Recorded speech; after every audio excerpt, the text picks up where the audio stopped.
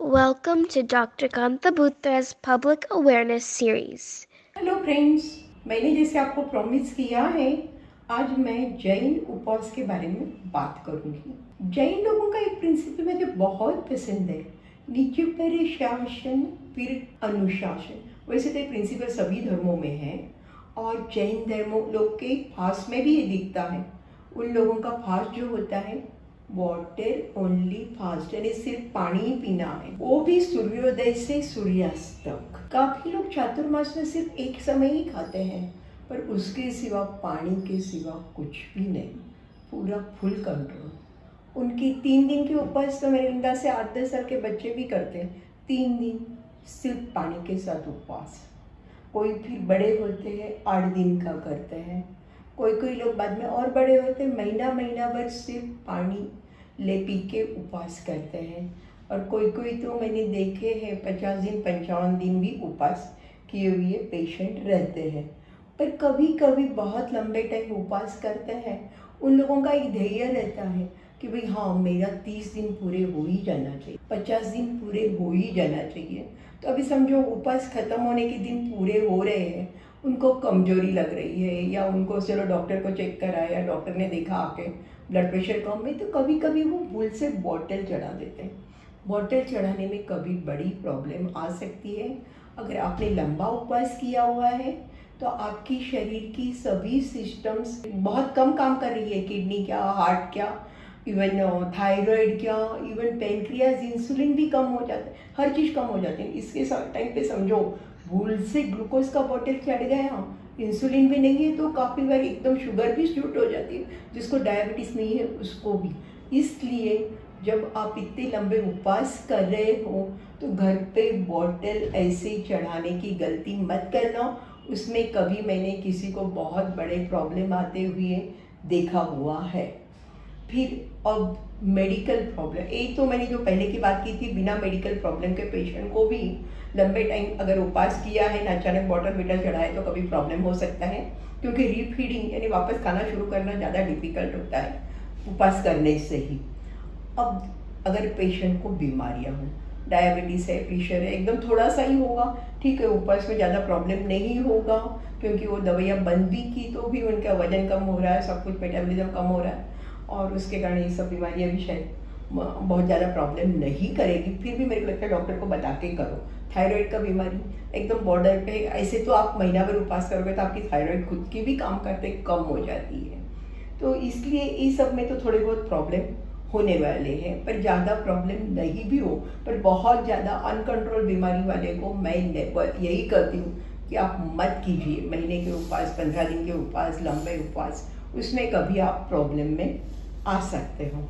वैसे same problem epilepsy का patient है, वैसे तो मेरे को नहीं लगता पार्किंसन का पेशेंट ऐसे कोई उपवास करने की हिम्मत करेगा, क्योंकि उनका सब जिंदगी दवाओं पे चलती रहती है, उनको दिखता है मैं दवा बंद किया तो चल नहीं पा रहा हूँ। पर एपिलेप्सी के पेशेंट काफ़ी बार क्या हो जाता है, एपिलेप्सी के पेशेंट ने समझो महीना भर का उपवास किया, दवाइयाँ भी बंद कर दी है। जब उपवास कर रहे हैं उनकी दवाइयाँ बंद है तो भी उनको फिट्स नहीं आती है, फिर खाना शुरू होते ही वापस शुरू हो जाती है। और उन लोगों ने दवाई इसलिए बंद रखी तो महीना भर कुछ नहीं है, तो अब क्यों हुआ? अब आप पूछोगे ऐसे कैसे उपवास किया तो बीमारी कैसे चली गई? ये जब पूरा महीना भर उपवास कर रहे हो ना आप, या ज़्यादा उपवास कर रहे हो, आपकी बॉडी में कीटोन तैयार हो रहे हैं, आपका दिमाग कीटोन पे चल रहा है, और keto treatment one of the epilepsy की ट्रीटमेंट है। शायद वो कीटो के कारण ही उनके अटैक्स कंट्रोल आ जाते हैं। काफ़ी लोग 8 दिन के उपवास करते हैं बच्चे, जुवेनाइल मायोक्लोनिक एपिलेप्सी है, पर उस टाइम पे उनकी नींद पूरी होती है, पूरा आराम पूरा लेते हैं, टेंशन बिल्कुल नहीं रहते, क्योंकि वो दूसरी हवा में स्पिरिचुअल इसमें रहते हैं, और उसके कारण भी उनको अटैक्स नहीं आते हैं। सो वो एक सिचुएशनल ये रहता है कि उस टाइम पे उनको ठीक लगता है, पर इसका मतलब ये नहीं है कि बीमारी चली गई और हम पूरे अच्छे हो गए। अभी साइकियाट्री प्रॉब्लम वाले ही नहीं रखी क्या कि मैंने उपवास करना, तो काफ़ी बार क्या हो जाता है, डिप्रेशन का पेशेंट है, एक कुछ दूसरे इसमें चला गया, स्पिरिचुअल हेल्थ, वो एक स्पिरिचुअल लेवल के ऊपर उसको सब सोच ही उसकी उस टाइम पे बदल जाती, तो हो सकता है उनका डिप्रेशन पूरा कंट्रोल में आ जाता होगा। पर अब मैं जो बात कर रही हूँ सीरियस बात है। अगर किसी HIV का पेशेंट है, कैंसर का पेशेंट है, या TB का पेशेंट है, और उसे नक्की कर लिया कि मेरे को उपवास करने हैं, मेरे को समझो। और एक जन का उपवास रहता है, उसके बारे में बताना भूल गई थी आपको। इसको बोलते हैं वर्षितम, यानी साल भर उपवास करने हैं, पर एक दिन खाना खाना है, एक दिन नहीं खाना है। वो जो वर्षितम करते हैं, तो जिस दिन उपवास रहता है उस दिन वो लोग सिर्फ पानी लेते, दवाइयाँ भी नहीं लेते हैं। तो ऐसे ही एक मेरा पेशेंट था, 15-20 साल से उसका HIV पॉजिटिव तो था, पर बहुत अच्छी तरह से कंट्रोल में था। उसकी दवाइयाँ बराबर रेगुलर ले रहा था, बिजनेस भी कर रहा था, सोशली एक्टिव था, फैमिली में भी एक्टिव था और रिलीजियसली भी एक्टिव था। पर एक बार उसने सोचा नहीं, मेरे को वर्षितम करना ही है। उसने वर्षितम शुरू कर दिया। उसने दवाइयाँ टोटली बंद कर दी। उसने सोचा मैं इतने साल हो गए कुछ नहीं हुआ, तो अब क्या होगा। दवाई टोटल HIV की बंद थी। साल भी निकल गया, पारना भी हो गया, सब कुछ हो गया। उसके थोड़े दिन के बाद में उसको फिट्स आना शुरू हुई, और उसके बाद में फिट्स आने के बाद में थोड़ा अर्धबेहोशी था, बाद में बैलेंस जा रहा था, पूरा होश में नहीं था। दिमाग का MRI कराया, दिमाग में TB हो गई थी, और उसका HIV का CD4 लेवल लेस देन 100 हो गया था, जो हरदम 450 के ऊपर रहा, क्योंकि दवाइयाँ टोटली बंद थी। क्योंकि ये जो भी CD4 लेवल है, ये जो कंट्रोल थे वो दवाइयों से थे, वो उपवास से अच्छे नहीं होने वाले थे।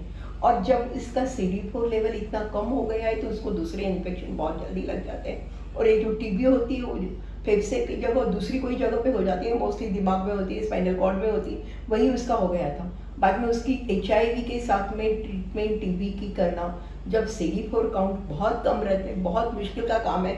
वो सब में से भी वो बाहर निकल गया, पर उसके बाद उसकी फिट्स की दवाइयाँ चालू रही। उसकी मेमोरी भी पूरी ठीक से नहीं थी, चलने में भी बैलेंस जा रहा था। तो ये प्रॉब्लम इसको परमानेंट रह गए थे। सेम कैंसर के पेशेंट का हो सकता है। आप यही बोलोगे हमने वर्षितम किया, दवाइयाँ बंद थी, कुछ नहीं हुआ।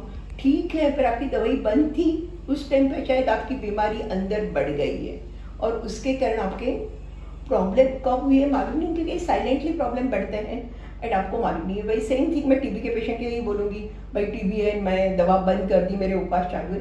बिल्कुल भूल से ही ऐसे मत कीजिए, उससे आप कभी बड़े प्रॉब्लम में आ सकते हो।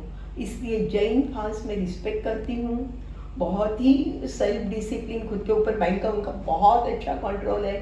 पर ये दवाई आजकल हमारी काफ़ी ज़िंदगी के भाग दवाइयों से चल रहे हैं, और उसके साथ में टोटली दवाइयाँ बंद करके आप प्रॉब्लम में आ सकते हो। इसलिए वैसे तो मैं इसलिए आपको रीफीडिंग कैसे करते नहीं बता रही हूँ। मेरा ऑलरेडी एक वीडियो है यूट्यूब पे, महीने से ज़्यादा उपवास किए तब सही थे, और बाद में क्योंकि आप रीफीडिंग चालू करते हो, जैसे मैंने बताया आपको, ग्लूकोज का बॉटल चालू किया और पेशेंट को प्रॉब्लम आ जाती है, तो उसके बारे में ये वीडियो है। अगर कोई उपवास कर रहे हैं तो उसके लिए मेरे को लगता है उनको ये वीडियो ज़रूर देखना चाहिए। सावन के तो मेरे वीडियो सावन और हम, और दूसरा अभी कल ही एक किया हुआ रेनी सीजन उपवास, उसके ऊपर है। पर जैन धर्म में मैं यही बोलती हूँ, बहुत अच्छी चीज़ें हैं, सेल्फ कंट्रोल इससे बहुत अच्छा डेवलप होता है। पर उपवास करने के पहले खास करके आपको कोई भी बड़ी बीमारी हो, अपनी मर्जी से मत कीजिए। डॉक्टर को जाके मिलिए, और डॉक्टर ना कहते हैं मत कीजिए, उसके बाद ही करना हो तो डॉक्टर को बताइए मेरे को करना ही है, बताओ कैसे करूँ। दवाइयाँ बंद मत कीजिए। दवाइयों के लिए चाहिए तो आप महाराष्ट्र की परमिशन ले लीजिए। दवाइयों के डोज भी, अगर आपने कंटिन्यूस महीना भर उपवास किया है तो डोज भी बदल जाते हैं, वो सेम डोज, क्योंकि आपकी बॉडी का मेटाबॉलिज्म कम हो गया है। सो एक्चुअली डॉक्टर्स को भी नहीं पता है कैसे मैनेज करना है। सो बेस्ट है आप ऐसी बड़ी बीमारियों के साथ में ऐसे लंबे उपवास के चक्कर में मत पड़िए। Thank you.